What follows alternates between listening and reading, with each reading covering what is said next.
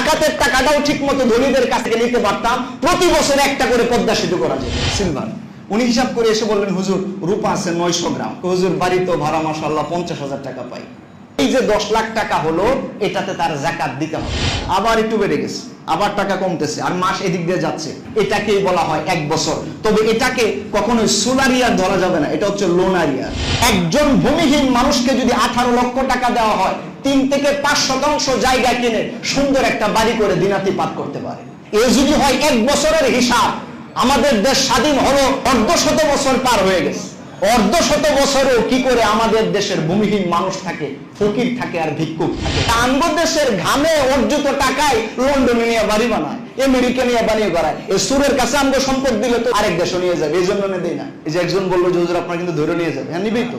মানে আমাদের দেশের টেন্ডেন্সি কেমন দেখছেন, দেশের উন্নয়নের কথা বললে ধরে নিয়ে যাবে। একটা দেশ পরিবর্তন করতে পারে মিয়া, ধরে তো নিবে আমাকেই। কারণ যারা দেশকে ভালো করবে এদেরকে ধরে নেবেন না, সুরেরে নিবে। রাসূল সাল্লাল্লাহু আলাইহি সাল্লাম যাকাতের মেজারমেন্ট হিসাব দিয়েছেন যে কোন ব্যক্তির কাছে যদি 7.5 তোলা স্বর্ণ বা 7.5 ভরি, কত ভরি স্বর্ণ? এটা হচ্ছে স্বর্ণ। আর রৌপ্যের ক্ষেত্রে বলেন তো কত? 52.5 ভরি। এবার আমাদের যেটা বোঝা দরকার, আমাদের কাছে সবার কাছে স্বর্ণ থাকে না, আমাদের কাছে থাকে হচ্ছে লিকুইড মানি, টাকা পয়সা থাকে অধিকাংশের কাছে। রানিং সময়ে এই 7.5 ভরির স্বর্ণের যা দাম আসে ওইটা হিসেব করতে হবে। তাহলে আপনাকে আজকের দাম বের করতে হবে বা এই মাসেরটা বের করতে হবে। এই মাসের রানিং বা জুসে, যেটা বাংলাদেশ জুয়েলারি অ্যাসোসিয়েশন যারা স্বর্ণের রেট ঠিক করে, ওনারা বলতেছেন স্বর্ণের অনেকগুলো ক্যাটাগরি আছে। একটা ক্যাটাগরি আছে হচ্ছে 22 ক্যারেট, যদি 24 ক্যারেট আছে, 24 ক্যারেট কেউ ইউজ করে না যেহেতু এটা ফুল স্বর্ণ 100%। আবার আছে হচ্ছে 21 ক্যারেট, আবার আছে 18 ক্যারেট, আবার আছে হচ্ছে ট্রেডিশনাল গোল্ড। আপনি যদি এখন দেখেন বাজুস বলতেছে যে 22 ক্যারেট যে স্বর্ণটা, এই স্বর্ণের বর্তমান বাজার মূল্য হচ্ছে 9,530 টাকা। 1 গ্রামের স্বর্ণের দাম হবে 22 ক্যারেটের 9,530 টাকা। আমি এই বছরের বলতেছি, এই আলোচনা আবার আগামী বছরের জন্য প্রযোজ্য না। একটা আছে হচ্ছে 9,100, আরেকটা আছে 7,800, আর যেটা ট্রেডিশনাল গোল্ড এটা হচ্ছে 6,500। আমরা ধরতেছি ট্রেডিশনাল গোল্ড 6,500, যেটা আজকের বাজার রেট। এই অনুযায়ী 1 গ্রাম স্বর্ণের দাম যদি 6,500 হয়, তো 7.5 ভরি স্বর্ণের দাম কত? ভরি আর গ্রাম তো এক জিনিস না। 1 ভরি সমান হচ্ছে আপনার 11.664। 1 ভরি স্বর্ণে কত গ্রাম ওজন হয়? 11.66 গ্রাম। তাহলে এবার 11.5 কে আপনি যদি 7.5 দিয়ে গুণ দেন, তাহলে কত আসতেছে? তাহলে আসবে হচ্ছে আপনার 87.48। বলেন 7.5 ভরি সমান কত গ্রাম? 87.48 গ্রাম। এই এতটুকুন হবে গ্রাম। এবার এই গ্রামকে যদি আপনি 6,500 দিয়ে গুণ দেন, তাহলে তো আপনি টাকার হিসাবটা পেয়ে যাবেন, তাই না? তাতে আমরা দেখেছি টাকা হয় মোটামুটি 5,68,620 টাকা। আপনি ধরে নিতে পারেন 5.5 লাখ টাকা। তাহলে 5.5 লাখ টাকার মতো যদি কারো কাছে থাকে, এবার ওই ব্যক্তির কি করতে হবে? যাকাত দিতে হবে। এবার এটা গেল স্বর্ণের। অনেকে বলে না যে আমরা কি স্বর্ণের হিসাব করব নাকি হলো রৌপ্যের হিসাব করব। তাহলে রৌপ্যেরটা একটু ধরি। রৌপ্যের হিসাবে 52.5 ভরি যে রৌপ্য, এটা যদি আপনি গ্রাম অনুযায়ী হিসাব করেন, তাহলে আসবে হচ্ছে 612.36 গ্রাম। এবার গ্রামকে যদি আপনি কনভার্ট করেন টাকায়, এবার তো আপনি এই ক্যারেটে হিসাব করলে হবে না। এটা তো হলো স্বর্ণের ক্যারেটের দাম, রৌপ্যের ক্যারেটের দাম তো এটা না। আজকে রৌপ্যের ক্যারেটের দাম কত? রূপারও কিন্তু আপনার 22 ক্যারেট আছে, রূপারও আবার 18 ক্যারেট আছে, রূপারও আবার ট্রেডিশনাল সিলভার আছে। আপনি যদি ট্রেডিশনাল সিলভার ধরেন তাহলে 110 টাকা, আপনি যদি 22 ক্যারেট ধরেন তাহলে 180 টাকা প্রতি গ্রাম রৌপ্যের ওজন। 110 টাকাকে যদি 612.36 দিয়ে গুণ দেন, তাহলে কত টাকা আসবে? 67,360 টাকা। এই জন্য রূপার আর স্বর্ণের এত ডিফারেন্স। এবার আপনি চাইলে রূপারটাও ধরতে পারেন, চাইলে স্বর্ণেরটাও ধরতে পারেন, আপনার ইচ্ছা। তবে আপনাকে বুঝতে হবে, একজন মানুষকে দান তো আপনি করবেনই, তাহলে এটা ধরলে তো আপনি যাকাত দিতেছেন, আল্লাহর একটা বিধানই পালন করতেছেন। এই কথাটা বললে তো একটু অন্তরটা তৃপ্তিও লাগে, তাই না? এই জন্য আমরা সাজেস্ট করি রূপারটা আপনি ধরবেন, যেন মানুষ এই কথা বলতে পারে আমি যাকাত দিতেছি, যেন আরেকজন মানুষ বলে আমার ভাই আমাকে সহযোগিতা করছে। এই সব কিছু হয়ে যায় এটা ধরলে। এজন্য আপনি মনে রাখবেন মোটামুটি 67,000 টাকা বর্তমান বাজারে। যদি ৬৭,০০০ টাকা কারো কাছে থাকে, ১ বছর যদি এটা রান করে, ওই ব্যক্তির উপর যাকাত দেওয়া ফরজ।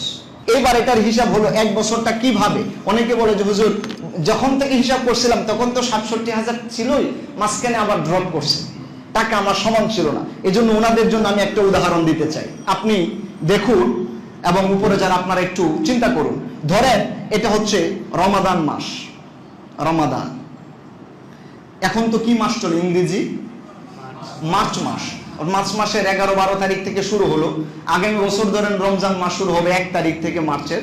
তাহলে এই রমাদান তো আরেক রমাদান, এবং এটাও যদি মার্চ মাস হয়, আপনি এবার দেখেন হিসাবটা কিভাবে করতে হবে, ১ বছর কিভাবে ধরতে হয়। ধরেন আপনি গত বছরে ছিলেন, গত বছরে আপনার যদি এরকম, বা এই বছরে যদি আপনার ৬৭,০০০ টাকা থাকে, টাকার রেঞ্জটা যদি এখানে হয়, আপনি দেখলেন এই মার্চ এপ্রিলও যায় ঠিক আছে, মেতে যায় একটু কমে গেছে, জুনে যায় আরেকটু কমছে, আবার একটু বাড়তেছে, আবার একটু বেড়ে গেছে, আবার টাকা কমতেছে, আর মাস এদিক দিয়ে যাচ্ছে, অক্টোবর নভেম্বরে চলে যাচ্ছে, নভেম্বরে চলে যাচ্ছে, ওইখানে যায় অনেক টাকা আসছে, এইখানে আবার নভেম্বরে যায় একদম জিরো, আবার ওইখানে যায়, এইখানে আবার ৬৭,০০০ প্লাস টাকা আছে। তাহলে একটা বছরের মেজারমেন্ট যদি আপনি দেখেন, শুরু হয়েছিল ৬৭,০০০ দিয়া, মাঝখানে এটা হয়ে গেছে মনে করেন 50,000, এখানে আবার হয়ে গেছে হলো 90,000, এখানে আবার হয়ে গেছে মনে করেন জিরো, ব্যালেন্স জিরো, মানে আপনার খাইয়া দেয় আর কোনো টাকাই নাই, শূন্য টাকা। কিন্তু আবার রমজান মাস যখন আসছে, তখন আপনি হিসাব করে দেখলেন ৬৭,০০০ টাকার আরো বেশি আছে। এই যে এইবার মাঝখানে কমলো কি বাড়লো, এটা দেখার বিষয় না। ওই যে ১ বছরের শুরুতে ছিল আর আরেক বছরের হিসাবের দিন যদি আপনি ওই রকম পেয়ে যান, এটাকেই বলা হয় ১ বছর। তবে এটাকে কখনোই সোলার ইয়ার ধরা যাবে না, এটা হচ্ছে লোনার ইয়ার। লোনার ইয়ার হতে হবে, চান্দ্রবর্ষ, সৌরবর্ষ না, চান্দ্রবর্ষ হিসাবে। এই জন্য ১ রমজান থেকে হিসাব শুরু করবেন। এই বছরে আপনি এবার হিসাব মিলাবেন আপনার ৬৭,০০০ টাকা আছে কিনা। আবার আগামী রমজানে আবার দেখবেন সবকিছু বাদ দিয়ে ৬৭,০০০ বা ওই দিনের অনুযায়ী যে মেজারমেন্ট, ওইটা ওই রকম আছে কিনা আপনাকে বুঝে নিতে হবে যে আপনার উপরে যাকাত ফরজ হয়েছে। এটা গেল যাকাতের মূল মেজারমেন্টের উপর একটা বক্তব্য। এবার আপনি যদি যাকাতটা হিসাব করতে চান, যে আমি আমার তো শুধু এইভাবে টাকা না, আরো অনেকগুলো টাকা পয়সা আমার রয়েছে, তো আমি কিভাবে যাকাতের হিসাবটা করব। এবার আসুন আমি আপনাকে একটা উদাহরণ দিই। ধরুন একজন মানুষের যদি স্বর্ণ সে নিজে জমায়েত করে, কতটুক স্বর্ণ আর সে রাখবে। একজন মানুষের কাছে সাধারণত গোল্ড স্বাভাবিক একজন মানুষের কাছে ধরেন 40 গ্রাম, আমরা মিডল একটা পয়েন্ট ধরলাম, 40 গ্রাম স্বর্ণ একজন ব্যক্তির কাছে আছে। 40 গ্রাম স্বর্ণের যা দাম আসে, বাজার মূল্য বিক্রি করার সময় যা আসে, ওই হিসাব করতে হয়। বললাম না যে অনেকগুলো পেস আছে এখানে। এবার 40 গ্রাম স্বর্ণের বাজার মূল্য যদি আপনি বিক্রি করতে যান, আমি একটা ক্যালকুলেট করছি, আনুমানিক ধরেন 3 লাখ টাকা।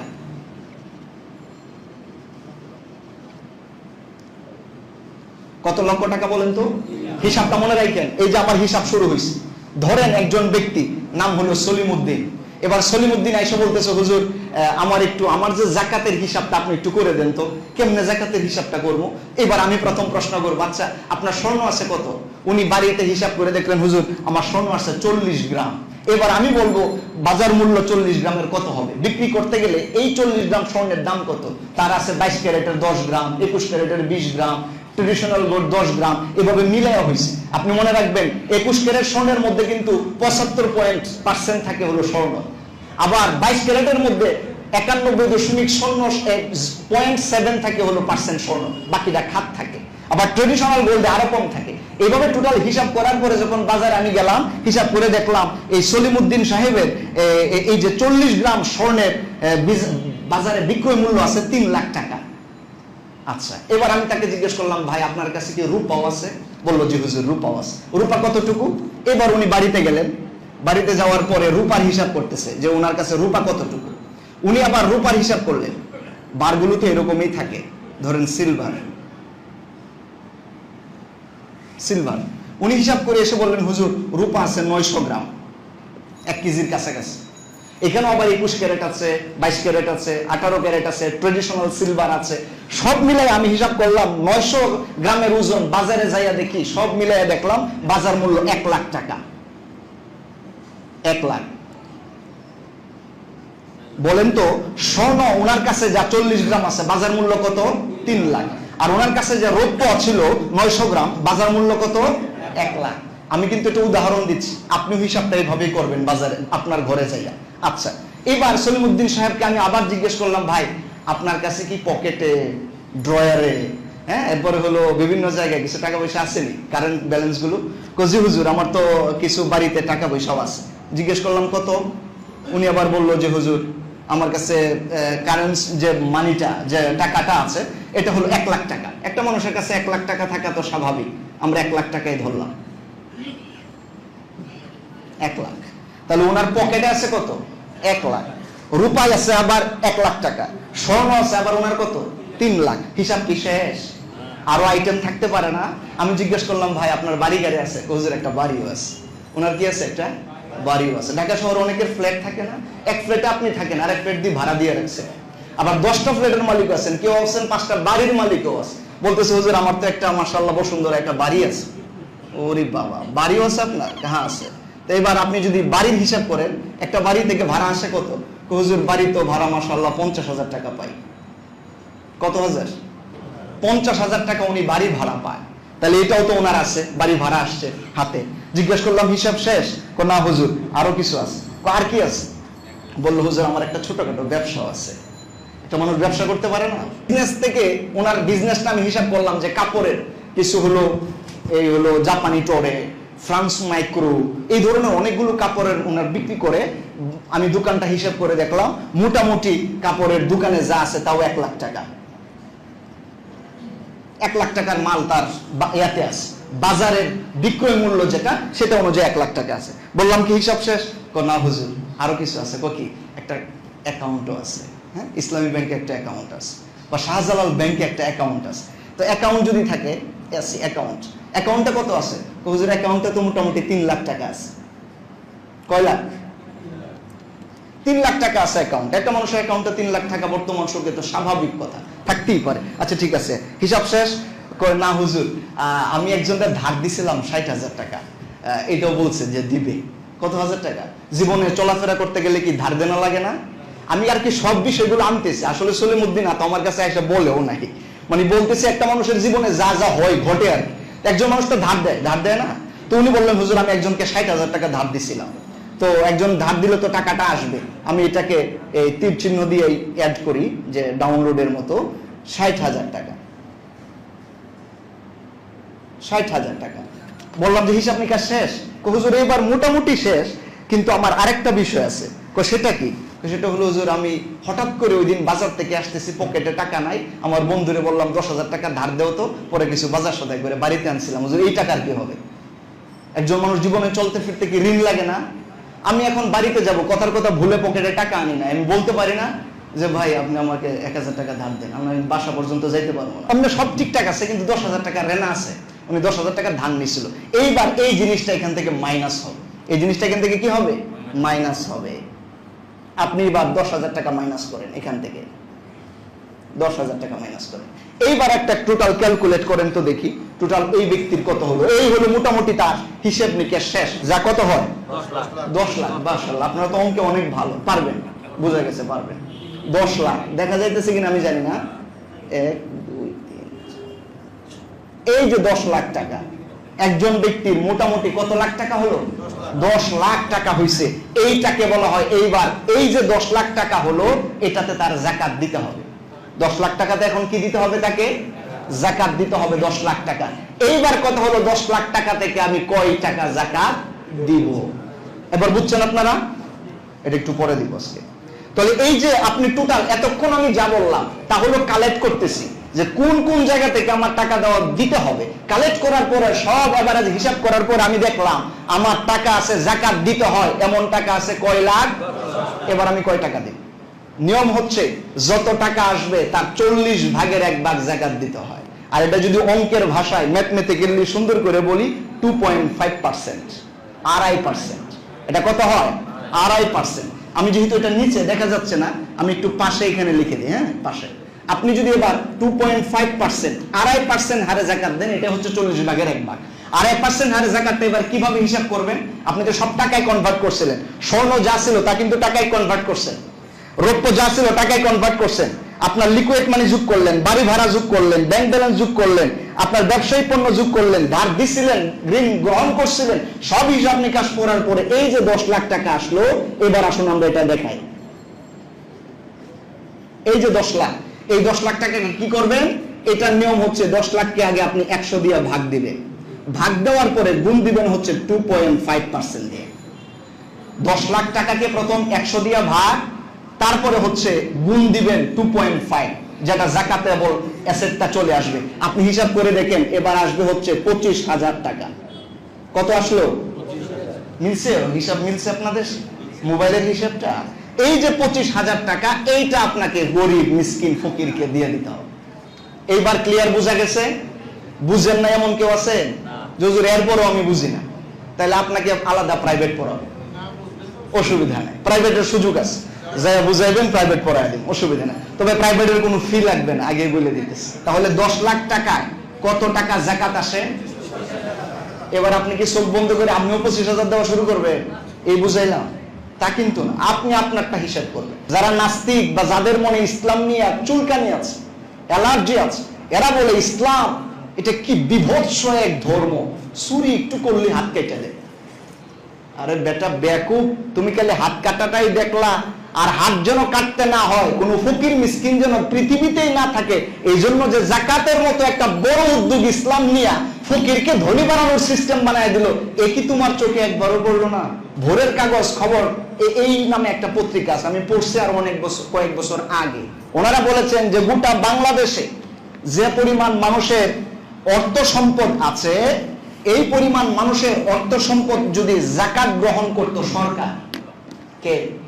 সরকার বা ইসলামিক খেলাফত যদি হতো, এবং ওনারা যদি এই ধনাত্মবান ব্যক্তিদের একদম পুঙ্খানুপুঙ্খানু হিসাব করে যাকাত আদায় করত, তাহলে এক বছরে বাংলাদেশি টাকায় প্রায় 30,000 কোটি টাকা যাকাত হতো। কয় হাজার কোটি? প্রায় 30,000 কোটি টাকা যাকাতযোগ্য সম্পদ সরকারের কাছে হতো। এইবার আসুন গরিবদের হিসাব করি, যার একটা ঘরই নাই, মানে মাথা গুজার ঠাঁই নাই, এর সাথে ফকির আর কেউ আছে?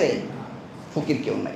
এইবার এই হিসেবটা সব জাতীয় সংসদের একটা অধিবেশনে একজন সাংসদ প্রশ্ন করেছিল ভূমিমন্ত্রীকে, আমাদের দেশে ভূমিহীন মানুষ কত? তৎকালীন 10ম জাতীয় সংসদের একজন সাংসদ এবং ভূমিমন্ত্রী, উনি বলেছিলেন আমাদের গোটা বাংলাদেশে প্রায় 17 লাখ মানুষ ভূমিহীন। কত লাখ? 17 লাখ মানুষের কোনো ভূমি নাই, মানে জায়গা জমি নাই। এবার আসুন আমরা উদ্যোগ নিলাম, এই ভূমিহীন মানুষকে ভূমি দেওয়া যায় কিভাবে। এবার সরকার সিদ্ধান্ত নিল, যাকাতের টাকা যা আসবে এ দিয়ে কিছু কিছু করে ভূমি কিনে দাও, তো দেখি কত মানুষকে ভূমি কিনে দেওয়া যায়। এইবার আপনি যে যাকাতযোগ্য সম্পদ 30,000 কোটি টাকা, এটাকে 17 লাখকে ভাগ দেন। আমরা হিসাব করে দেখেছি মোটামুটি 18 লক্ষ টাকা করে প্রতি মাথায় পড়ে। একজন ভূমিহীন মানুষকে যদি 18 লক্ষ টাকা দেওয়া হয়, 3 থেকে 5% জায়গা কিনে সুন্দর একটা বাড়ি করে দিনাতিপাত করতে পারে। এ যদি হয় 1 বছরের হিসাব, আমাদের দেশ স্বাধীন হলো 1/2 বছর পার হয়ে গেছে। 1/2 বছরেও কি করে আমাদের দেশের ভূমিহীন মানুষ থাকে, ফকির থাকে আর ভিক্ষুক থাকে? আমাকে আপনি এবার বলেন। ইসলাম যে বলে চুরি করলে হাত কেটে দিবে, ইসলাম হাত না কাটার মতো চলার ব্যবস্থাও করে দিয়েছে। কথা বলেন ঠিক কিনা? এমনি বলে নাই। এটা যদি আমাদের মতো ফকির মার্কা দেশের হিসাব হয়, তাহলে ধনাত্মক দেশগুলোর হিসাব কেমন হবে? আপনি তো গেলেন এইভাবে, আমি তো হিসাব করে দেখছি, এক পদ্মা সেতু বানাইতেই যে পরিমাণ আমাদের ঘাম গেছে, আর যে পরিমাণ এটাকে ফলাও করতেছে সারা বিশ্বে, আমরা যদি যাকাতের টাকাটাও ঠিক মতো ধনীদের কাছ থেকে নিতে পারতাম, প্রতি বছর একটা করে পদ্মা সেতু করা যেত। মানুষগুলো নিয়ে সরকার গঠিত, এরা আঙ্গ দেশের ঘামে অর্জিত টাকায় লন্ডনে নিয়ে বাড়ি বানায়, আমেরিকা নিয়ে বানিয়ে করায়। এই সুরের কাছে আমাকে সম্পদ দিলে তো যাও আমি খাইতাম, এটা আমিও পারলাম না, আরেক দেশও নিয়ে যাবে, এই জন্য দেই না। নিয়ে যাক, অসুবিধা নাই। এই যে একজন বললো যে হুজুর আপনার কিন্তু ধরে নিয়ে যাবে, হ্যাঁ নিবেই তো। মানে আমাদের দেশের টেন্ডেন্সি কেমন দেখছেন? দেশের উন্নয়নের কথা বললে ধরে নিয়ে যাবে, হ্যাঁ, জাতির উন্নয়নের কথা বললে ধরে নিয়ে যাবে। এটা আপনার দোষ না, জাতিটাই এমন হয়েছে। যারা ফরমালিন খাইতে খেতে অভ্যস্ত, এরা খাঁটি গরুর দুধ খেলে তো পেটে বদ হজম হবেই। আমি কি খুব মানে ইলিগেল কথাগুলো বলতেছি আপনার কাছে? খুব খারাপ লাগতেছে আপনার? এটা একটা দেশ পরিবর্তন করতে পারে মিয়া, ধরে তো নিবে আমাকেই। কারণ যারা দেশকে ভালো করবে এদেরকে ধরে নিবেন না, তো সুরেরা নিবে। সুরেরা তো থাকে বড় বড় বিল্ডিং এ, এরা তো থাকে ভালো জায়গায়, এসিতে ঘুমায়, এরা দেশপ্রেমিক। আর মূলত যারা দেশপ্রেমিক এরা তো হলো কারাগারে আছে। তো এত কষ্ট লাগে না বা এত ভয় করে আর লাভ নাই। আমার এই হিসাবটা আপনি নেন, আমাকে বা আমার সাথে আপনারা একটু যুক্ত হয়ে আসেন, এই দেশের এই কাজটা করি। এই কাজটা করি, আর দেশের টাকা বাহিরে পাচার হয়, খালি এই জায়গাটা একটু লক আপ করে দেই, যাই করো না করো টাকা কিন্তু দেশের বাহিরে যাবে না। এবার আমার দেশে একজন ফকির আপনি খুঁজে পাবেন না। আর যেগুলো সুর পাইবেন এগুলো জন্মগত সুর, এগুলোর হাত কাটাই দরকার। আমরা ওনাদেরকে ধন্যবাদ জানাই এবং বিনম্র শ্রদ্ধা জানাই ওই সমস্ত ব্যক্তিবর্গরে যারা নিজের যাকাতের টাকা হিসাব করেন এবং ইসলামের এই বিধানটা মেনে মানুষদেরকে সহযোগিতা করেন। আমরা কায়ম অনুবাদকে আল্লাহর কাছে দোয়া করে রব এই ধরনের সমাজপ্রেমিক মানুষকে, জাতিপ্রেমিক মানুষকে, দিনদার মানুষকে সম্পদ তুমি আল্লাহ আরো বাড়ায় দাও। কেন ওনাদেরকে আমাদের নেতা বানাও, সুরদেরকে আমরা নেতা চাই না, বাটপারদেরকে নেতা চাই না, ভালো মানুষদেরকে নেতা বানাও। আল্লাহ পাক আমাদের এই জাতি পরিবর্তন করবেন, দেশ পরিবর্তন করবেন ইনশাআল্লাহ। মন খুলে পড়েন আমিন। রাগ করছেন আপনারা?